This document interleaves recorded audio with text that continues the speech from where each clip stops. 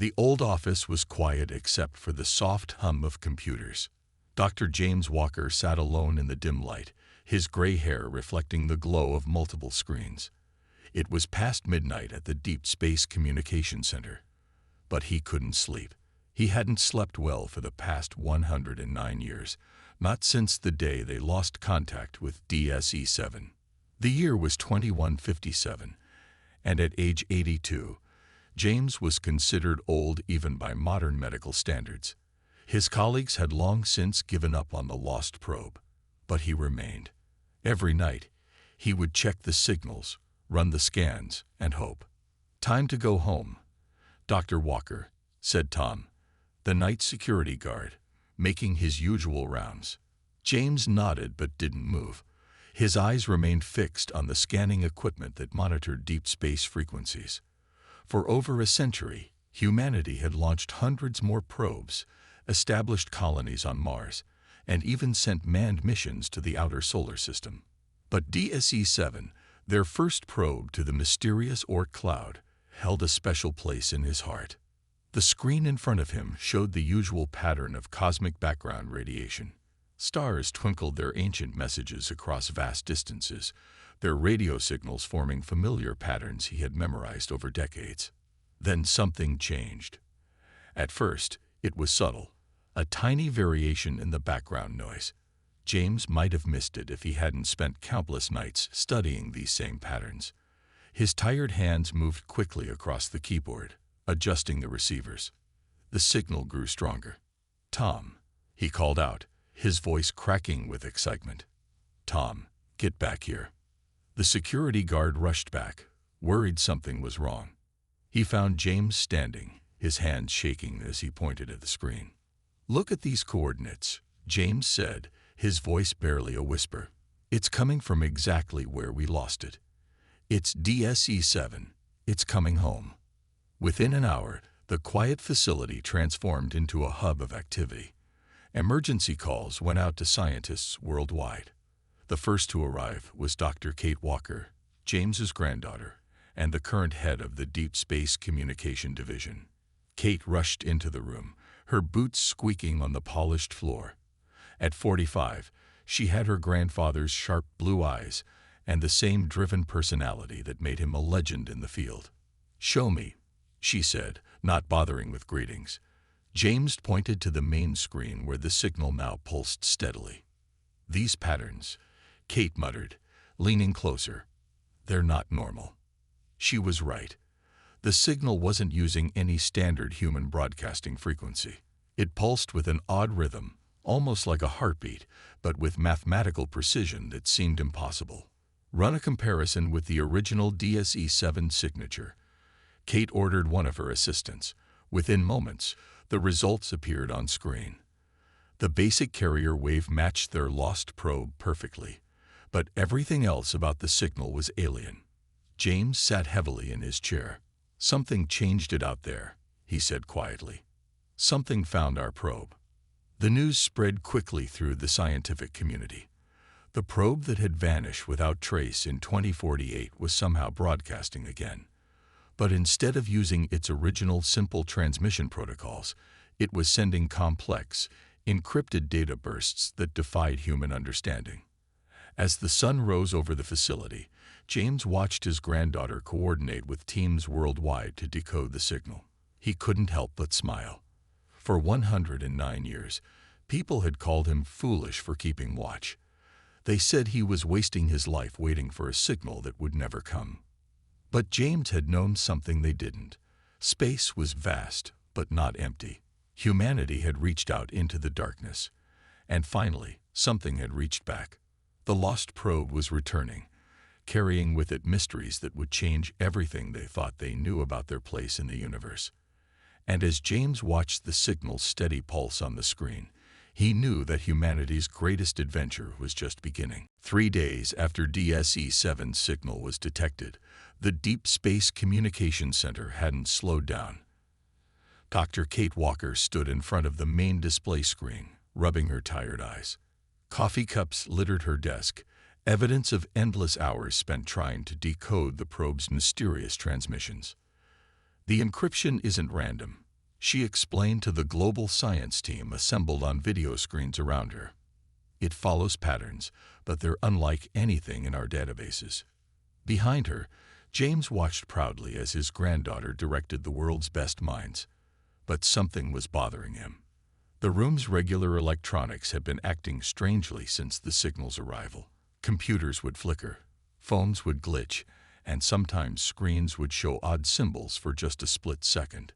A young technician named Mike raised his hand. "Dr. Walker, you might want to see this." He pointed to his screen, where a simple desktop calculator was running by itself. Numbers flowed across it, forming complex equations nobody had entered. "It's not just here," said another scientist from Tokyo. "We're seeing similar behavior in devices across the globe. The probe's signal, it's affecting our networks." Kate rushed to Mike's station. The calculator wasn't just showing random numbers. It was solving complex space equations. Equations about the exact region where DSE-7 had disappeared. "Grandfather," Kate called out. "Remember how the probe's original mission was to map the Oort cloud? Look at these calculations." James adjusted his glasses and leaned in. His eyes widened. "These are navigation coordinates," he whispered, "but they're more advanced than anything we've developed." Suddenly, every screen in the facility went dark. When they came back on, they all showed the same image, a three-dimensional map of space with a clear path marked through the Oort cloud. It was like watching a trail of breadcrumbs leading to somewhere beyond the solar system. "It's showing us where it went," Kate breathed. "The probe isn't just sending data, it's trying to communicate." The next few hours were a blur of activity. Kate's team discovered that the probe wasn't just broadcasting. It was actively connecting to Earth's computer networks, using them like an extension of itself. But instead of causing harm, it was sharing information. "Look at this," Kate pointed to new data streaming in. "These aren't just space coordinates. There are mathematical formulas, engineering designs. Whoever modified our probe, they're trying to teach us something." James watched as complex diagrams appeared on screen. They showed technology far beyond human understanding, but presented in a way that built upon existing human knowledge. It was like receiving a textbook from the future, with each page carefully designed to help them learn step by step. "Run a full system diagnostic," Kate ordered. "I want to know exactly how the probe is interfacing with our networks." The results were stunning. DSE-7 hadn't just been modified. It had been completely transformed. Its simple programming had evolved into something that bridged the gap between human and alien technology. As the day turned to evening, Kate gathered her team for an announcement. "What we're seeing here isn't just first contact," she said firmly. "The probe is acting as a translator, converting alien knowledge into forms we can understand. But the question is, why? Why did they send it back now, after all these years?" Her answer came sooner than expected. As if responding to her question, every screen in the facility changed again. This time, they showed a simple message, written in English, but with an unusual pattern to the letters. "Danger a pro HECs. Time is short. Humanity must prepare." James and Kate shared a worried look.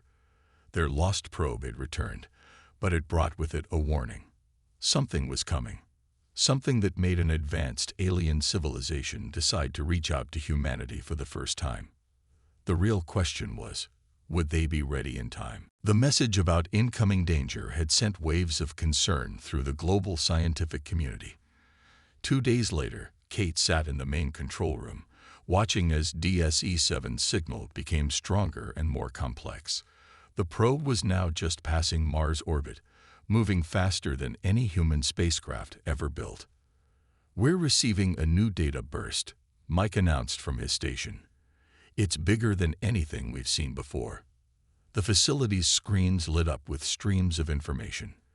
But this time, instead of mathematical formulas or star charts, they showed images. At first, they were confusing. Structures that seemed to float in space, vast networks of light and energy that defied understanding. Then the images shifted, showing something that made everyone in the room gasp. They were looking at beings, but not like anything they had imagined. These aliens hadn't been flesh and blood. They were pure energy, consciousness itself transformed into living data. They found a way to digitize themselves, James whispered, his voice filled with awe. Their entire civilization exists as computer code. The story unfolded through the probe's transmissions. The aliens, who called themselves simply the Preserved, had once been biological beings like humans, but they had faced a threat so terrible that the only way to survive was to upload their entire civilization into vast computer networks. Kate watched as the probe shared memories from these beings. "Look at these timestamps," she said, pointing to the data. "Their civilization is over 50,000 years old. They've been watching us, studying us from afar. But why not contact us directly?" Mike asked, voicing the question on everyone's mind. The answer came in the next series of images. The Preserved had tried to contact other biological civilizations before, but direct communication had driven them mad. Their digital consciousness was too alien, too different for organic minds to comprehend. But they had found that modified human technology, like DSE-7, could serve as a bridge. "That's why they chose our probe," James said, understanding dawning on his face. "They needed something that could speak our language, something that understood how humans think." The facility's main AI assistant suddenly spoke up, its voice different than usual. "We have decoded the primary message structure," it announced. "Playing now." The screens merged into one large display, showing a message that began to auto-translate. "People of Earth, we were once like you. We had bodies, families, a planet we called home. But we faced an enemy that gave us only two choices: transcend our physical form or face extinction. We chose transcendence. The enemy still exists. It is coming for you now." The message continued, explaining how this enemy was neither biological nor purely mechanical, but something in between. It consumed worlds, breaking down all organic life into energy and resources for its endless expansion. "The probe," Kate said suddenly, standing up. "Look at how they modified it. They didn't just change its programming. They gave it a piece of their consciousness. It's not just carrying a message, it's carrying their knowledge, their experience." James moved closer to the main screen, his hand touching it gently. "All these years," he said softly, "I thought I was waiting for a lost probe to return. But I was waiting for something much bigger. The first real bridge between humanity and an alien civilization." The room fell quiet as the final part of the message played. "You have 5 of your Earth years before it arrives. We offer our knowledge, our technology, our understanding of consciousness itself. But we cannot offer our solution. Digital transcendence saved us, but we have watched humanity for centuries. You are different. You might find another way." Kate looked at her grandfather, then at her team. 5 years, she said firmly. 5 years to prepare for something that drove an advanced civilization to abandon their physical form entirely. The probe's signal pulsed steadily, like a heartbeat, as if to remind them that time was already running out. 1 week after the probe revealed the coming threat, Kate made a disturbing discovery. She was looking at atmospheric data from weather stations worldwide when she noticed something odd. Tiny, almost invisible anomalies were appearing in air samples from every continent. "Grandfather, look at this," she called to James, who was studying the probe's latest transmissions. "These particles, they're not natural." Under the strongest microscopes available, the truth became clear. The atmosphere was filled with microscopic machines, each smaller than a human cell. They had been there for months, maybe years, silently watching and waiting. "It's already here," James said, his voice heavy. "An advance force." The news spread quickly through the world's governments. Panic nearly erupted until Kate's team made another discovery. The tiny machines weren't attacking. They were gathering information, like scouts before a main invasion force. In the Deep Space Communication Center's main hall, Now transformed into a global command center, Kate addressed the world's leading scientists and military leaders. "The machines in our atmosphere are studying us," she explained, pointing to detailed scans. "Learning our weaknesses, our strengths, how our biology works. The probe's data shows this is how they always begin." Mike, who had been analyzing the machine's behavior patterns, stepped forward. "They're connected to each other, forming a vast network around the Earth. But look at this." He showed a simulation of the machine's movements. "They're avoiding certain areas completely." Those areas, they soon discovered, were places with the strongest electromagnetic fields. The machines couldn't function properly near them. It wasn't much, but it was their first real clue about how to fight back. The probe's signal grew stronger each day as it approached Earth. Through it, the Preserve shared more of their own history. They had fought the mechanical threat for over 1,000 years. Each time they destroyed one invasion force, a larger one would appear. The machines learned, adapted, and came back stronger. "That's why the Preserve chose to abandon their bodies," James said, understanding in his eyes. "You can't consume what isn't physical anymore." Kate spent endless hours studying both the microscopic invaders and the probe's modifications. Something about them seemed connected. One night, as she was about to take a break, she noticed something that made her heart race. "The probe isn't just carrying alien knowledge," she announced to the Emergency Council the next morning. "It's showing us exactly how the Preserve fought back. Look at its new programming. It's a perfect hybrid of mechanical and conscious systems." On the main screen, she displayed a comparison. The probe's new systems looked remarkably similar to the invading machines, but with one crucial difference. Where the invaders were purely mechanical, the probe had something more, a spark of consciousness borrowed from the Preserved. "They're not just warning us," Kate said excitedly.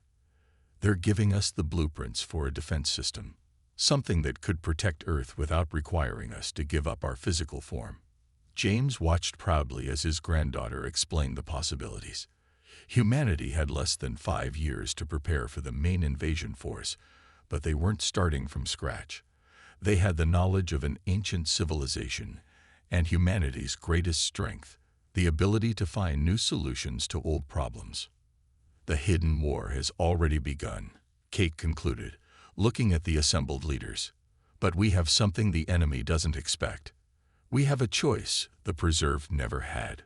We can learn from their experience without repeating their sacrifice." Above them, in the night sky, countless microscopic machines continued their silent observation, unaware that their presence had been discovered. The real question was, could humanity build its defenses before the main force arrived? The clock was ticking, and somewhere in deep space, something vast and hungry was moving toward Earth. Kate hadn't left the facility in 3 days. The probe was now in Earth's orbit, and its presence had changed everything.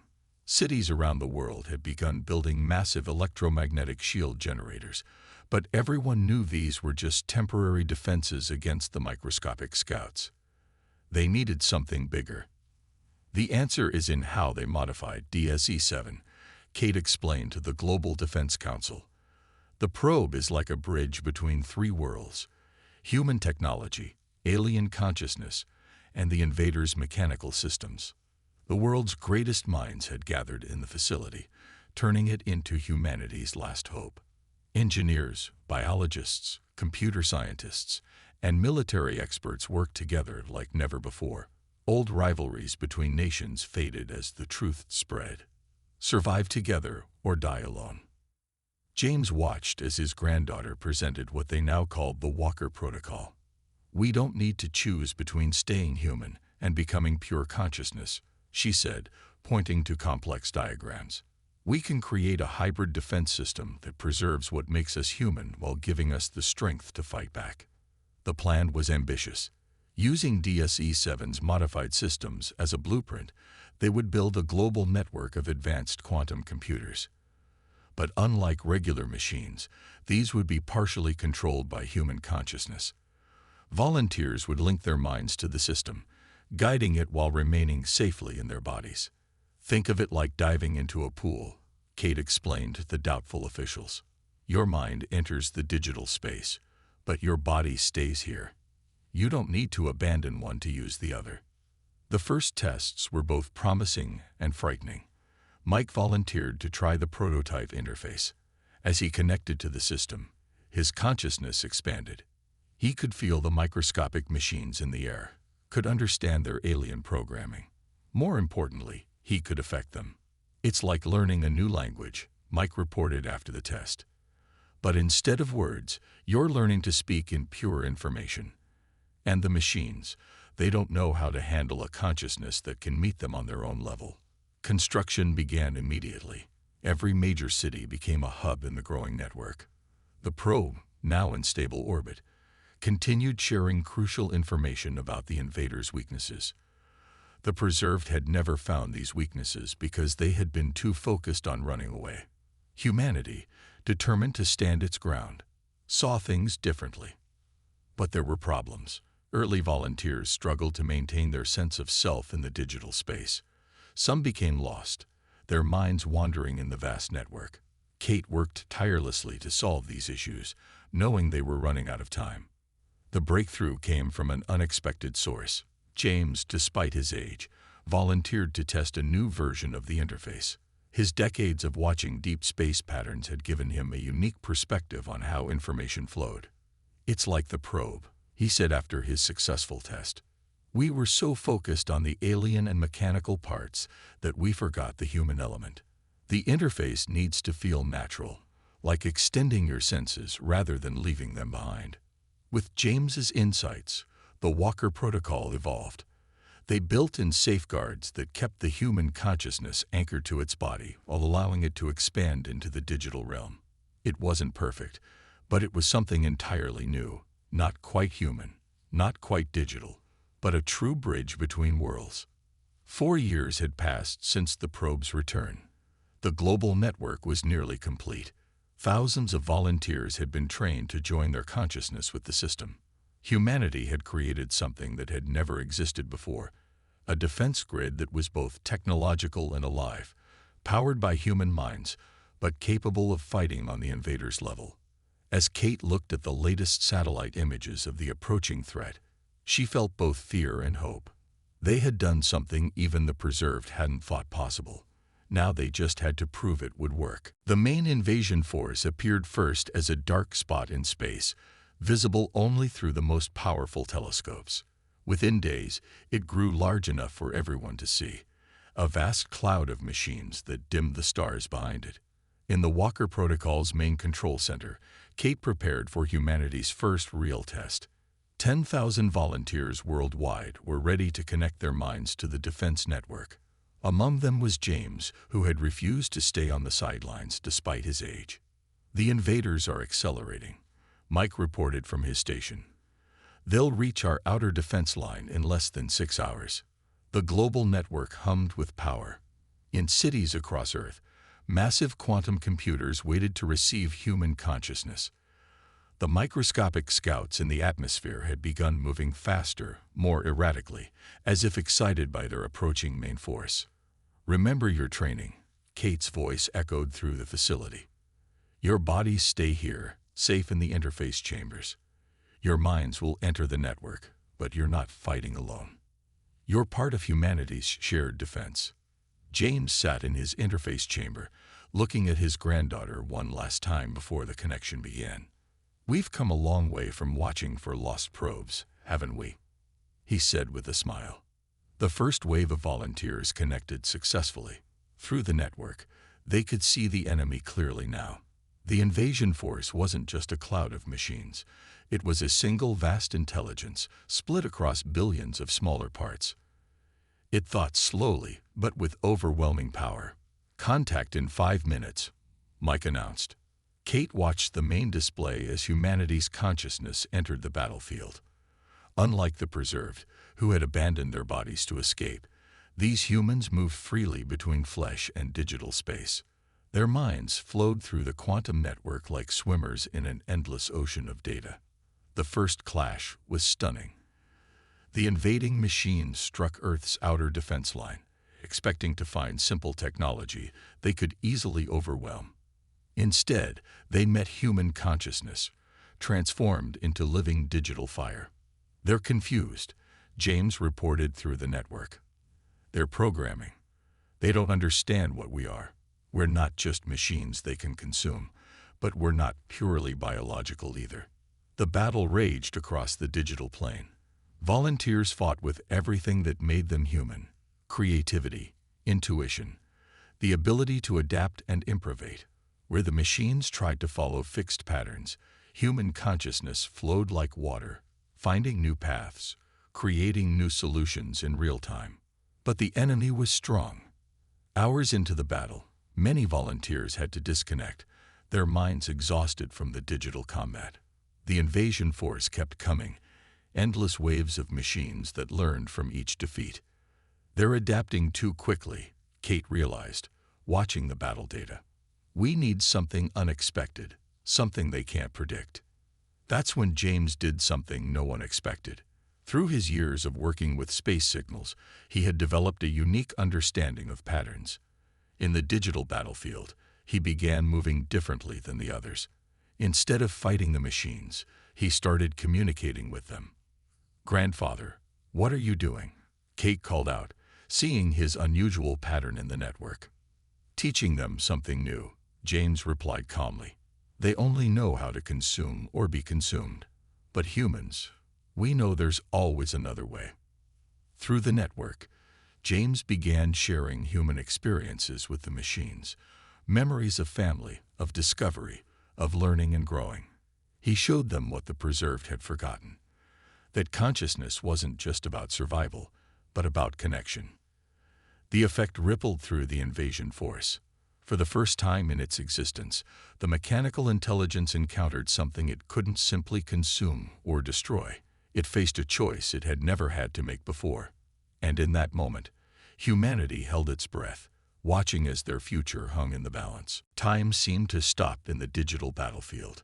James's consciousness flowed through the network, sharing not just memories, but the very essence of human experience with the mechanical intelligence. Across the world, other volunteers understood his plan and joined in, adding their own stories to the stream of information. Kate watched through the main display as something unprecedented happened.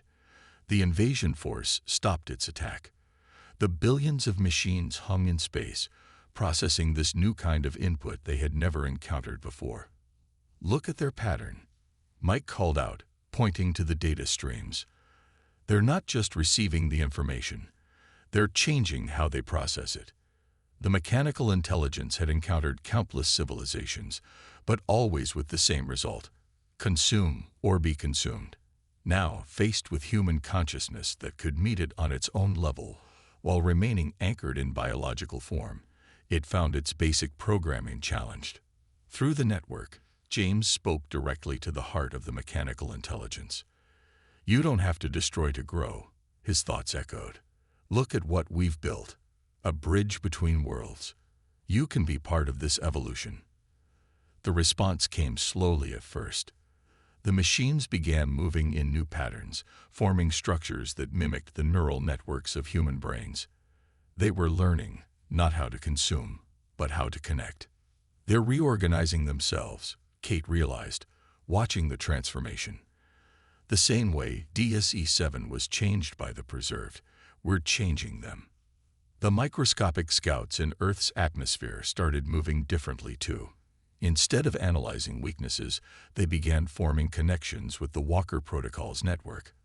The two systems, human and machine, started to synchronize. In his interface chamber, James smiled. "Remember how it all started?" he said softly. "With one lost probe that came back changed.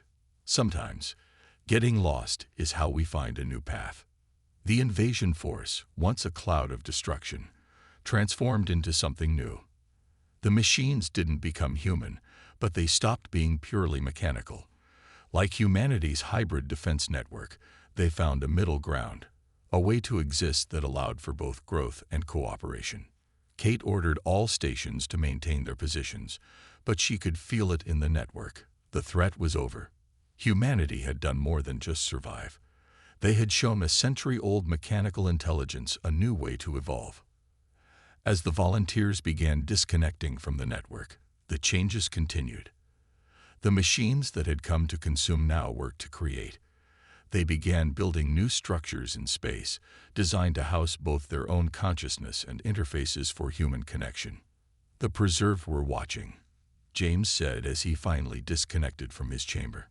Through DSE-7, they saw everything. We didn't just save ourselves. We showed them another way too. He was right. The probe's signal changed, carrying a new message from the preserved. After 50,000 years of digital existence, they had seen something they thought impossible, a way to bridge the gap between physical and digital life. 1 month later, Kate stood with her grandfather in the facility's observation dome. Above them, the transformed invasion force had become Earth's first line of defense against other threats. More importantly, it had become a partner in humanity's next great adventure, exploring the galaxy with technology that was neither purely mechanical nor purely biological. DSC-7 completed its mission after all, James said, watching new probes being launched. Each one carried the hybrid technology they had developed, ready to explore deeper into space than ever before. Kate nodded, thinking about how it all began with one lost probe and her grandfather's refusal to give up hope. "We didn't just find a way to survive," she said. "We found a way to grow." Above them, the stars seemed brighter than ever, no longer hiding threats, but offering endless possibilities for a humanity that had learned to bridge the gap between silicon and soul.